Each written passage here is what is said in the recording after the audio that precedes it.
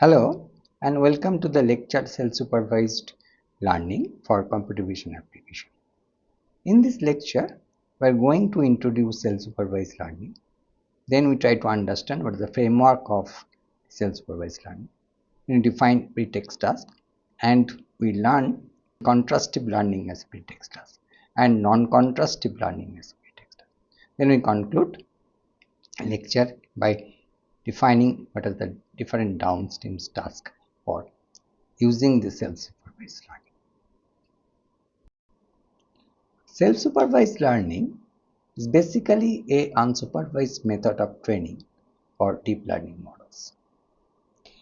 It basically generates supervisory signal from an unlabeled data itself.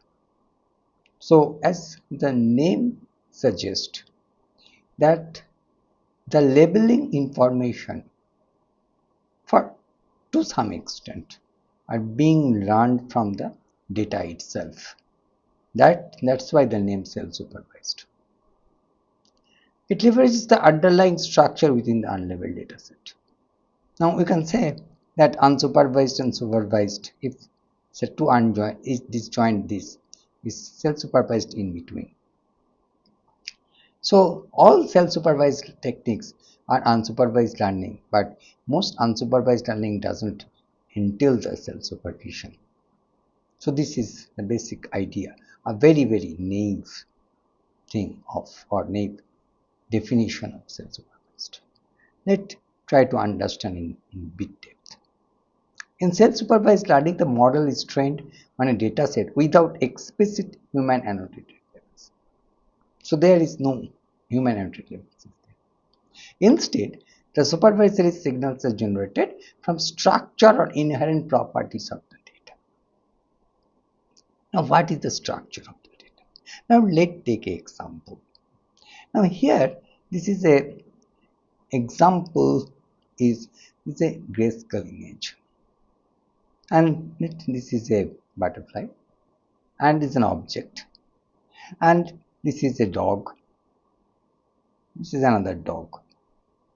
Now, this is a grayscale image. It is a corresponding color image. Now, it is think once. If you color it, if we can automatically color it. The question is, it is not, that is also not required, because if we have this color image of a butterfly, we can very easily get the grayscale image. So this grayscale and the RGB image pair or colored image pair, you can get easily. Now just think here that this generally the object within a image are colored differently. Different objects are colored differently, or different parts of the object colored differently.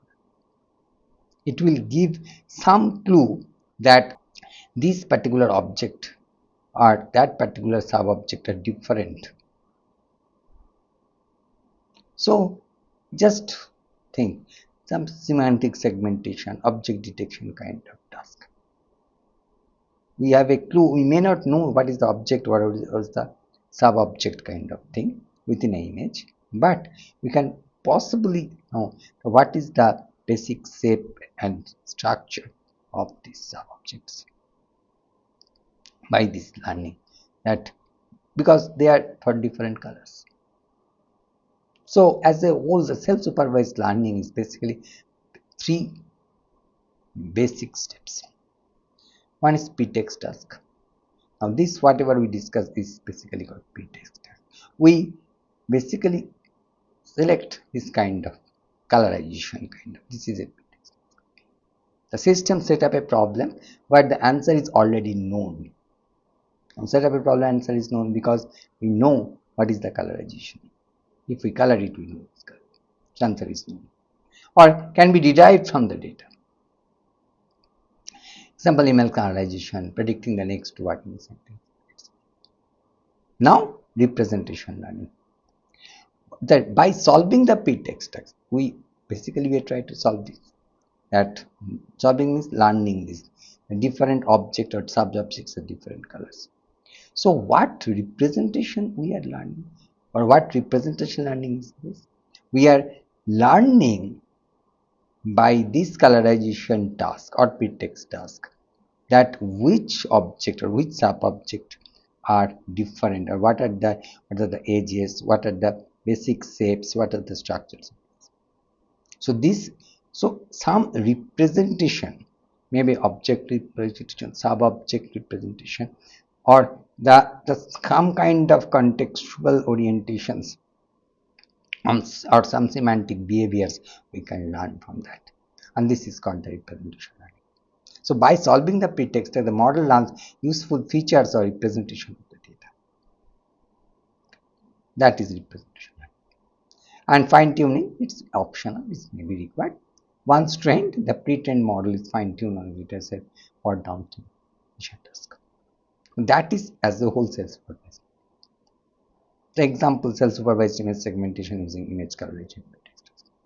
Train a model to colorize graphical images, and doing so it learns what objects are, where they are, and their shapes and boundaries, skills that directly useful for segmentation. So this is basically a self-supervised. Okay.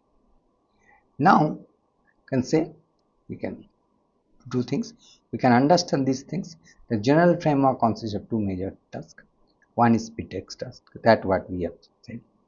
That is, this pretext task is this a pre-designed task for network to solve, and visual features are learned by learning objective function of pretext. Another is downstream task. That is basically the computer vision problems. Computer vision applications that are used to evaluate quality of features learned by the self-supervised. Okay. So downstream application greatly benefit from the pre-trained model from pretext tasks where training data are the data scarcity. So what this kind of pretest task, we get the knowledge, and this knowledge is being transferred to this when this downstream task. That is the basic understanding. So whatever exactly we do using this pretext task within the representation learning, this is used for fine tune. This pre-trained model is fine tuned over the supervised, the small supervised data set. In general, downstream tasks require human annotated labels, though in some cases they can align with the pretext tasks and need no manual. So this is the basic idea. Now, pretext task is what? Aims to learn meaningful and discriminative visual feature representation based on the hidden patterns in the data set. That's what we have discussed, that basically when we are doing some colorization or jigsaw puzzle kind, then we can do this. Objective function utilizes supervision from unlabeled dataset for unsupervised training or underlying deep learning models. So basically that we are basically do the objective function utilizes supervision from unlabeled data. Supervision means what? That basically here that this supervision, that this particular object or sub-object has this color. So this is the object itself supervise that what is the which portion is colored what, and by the virtue of this we understand these are the different objects or sub-objects. That is the self-supervision or supervision from data. This provides a strong baseline for various downstream computation. Example, predictive task in image colorization, jigsaw puzzle, rotation or prediction, contrastive learning and non-contrastive learning. Now we have some example of the pretext task. Here this is a jigsaw puzzle. Aims to learn a meaningful and discriminative visual feature representation based on the hidden patterns in an unlabeled dataset. How can we get it? Now it's just image colorization you can see. That is one. Now this is a kind of a jigsaw puzzle that you can change this different. Can we find actual pattern? So by learning this we can understand the portion of the, or patch of the image, how their patches are oriented. Okay. The objective function utilizes supervision from an unlabeled for unsupervised training for underlying deep. So it provides a strong baseline for various downstream computer vision applications. So these are the basic. And here you can say that you can just rotate the image. and you can image rotation predictions. Can this is very easily you can this pair, and you can get this as a pretext task. Now, what is a contrastive learning as pretext? A simple match contrastive approach utilize the inference. So inference is basically a loss, kind of loss, to learn augmentation invariant feature representation. So what is basically they are doing, that this there is a tooth x1 x2, it's shared weight, so they're going to feature from the and they the constant contrastive loss. So what contrastive loss? That we know that it encourages similarity between views of the same images, positive pairs, and the dissimilarity between the views of the different image, negative image. Now two images, if they are too different, then it will make it different, and if it is close, that is come closer. So this is basically this inference loss or contrastive loss is defined mathematically. Where this Jedi is feature representation of the augmented view from the projection head, 2n is the multi-view backside, tau is the temperature parameter, and similarity is the cosine. So this is basically contrastive. And this is basically taken, the concept is taken from CLR. It's a very renowned paper. Now another is non-contrastive learning as pretext class. There is simple self-distillation framework learns representation without explicit negative pairs, avoiding this contrastive class. So here it is a teacher-student model, it's basically distillation model. So these two things. So it is entering the softmax, and in softmax we can these laws. The DINO, the self-distillation with no levels, using a teacher-student network setup. Student network learns from the teacher's network's output on different augmented views of the same image, whereas the teacher is updated as an exponential moving average EMA of the student. Multiple images crops are used, global views large and views small crops. So you can very easily this is a non-contrastive in nature, we can get the centering and the sharpening mechanism prevents this collapse. And what are the downstream tasks we have? Computer vision is different in semantic segmentation, object localization, object detection, image captioning, medical image task, low-level vision task, and other downstream tasks. So computer vision application like image classification, semantic segmentation methods directly or indirectly utilize the pre-trained models or pretext of downstream application. They count the self-supervised one as a pre-trained model, and then the task nature can be supervised on the linear protocol. Also evaluate this self-supervised or pretending pretext as based on the downstream performance. So these are the basic downstream tasks. Now another important thing is the image classification as a downstream. How image classification? This is supervised linear evaluation approach.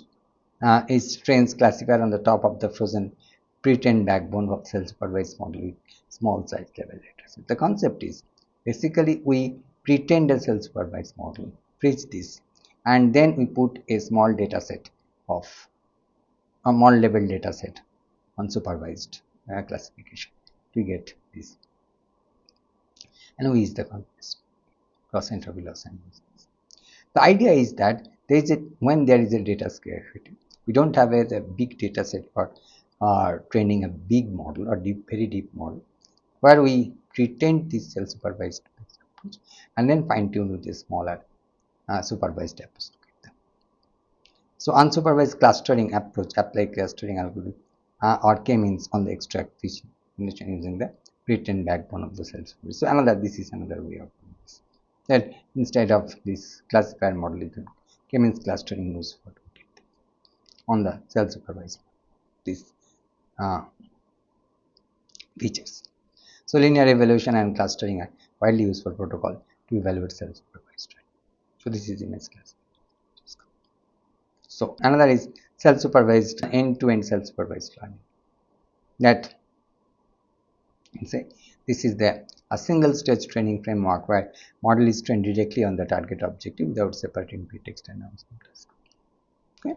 The network learns useful representation and task objectives simultaneously in one unified pipeline. So this is basically, and this is the encoder There is clustering, the pseudo levels, then classification, and the encoder. So all components are trained jointly, the end to end. The supervision signal is still self-generated, augmentation, masking, or prediction, not the human levels. So without any human leveling, we can do this kind of end-to-end self-supervised learning. So we can encode this thing, then we can get this feature space within the clustering.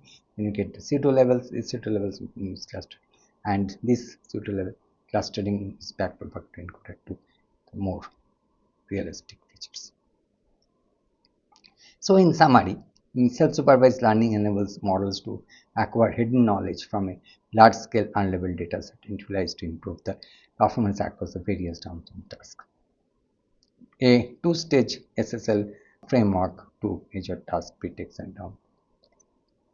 Pretext tasks are specially designed for challenges for network to solve and meaningful visual feature representation learned with a corresponding objective function. Contrastive learning pulls similar samples together and separate different ones, while non-contrastive matches similar views without using the negative samples. The downstream tasks are computer vision applications like image classification, segmentation, habilitation, which utilize the pre-trained models from pretext tasks. The nature of downstream tasks could be supervised or unsupervised. And finally, linear evolution and clustering protocols are used to evaluate self-supervised patterning. End-to-end self-supervised learns the feature represented and task object. So these are the summary of this. So with this, we come to the end of this course, Neural Networks for Computer Vision and Natural Language Processing. Hope you enjoyed this course and you are benefited in taking this course. Thank you very much.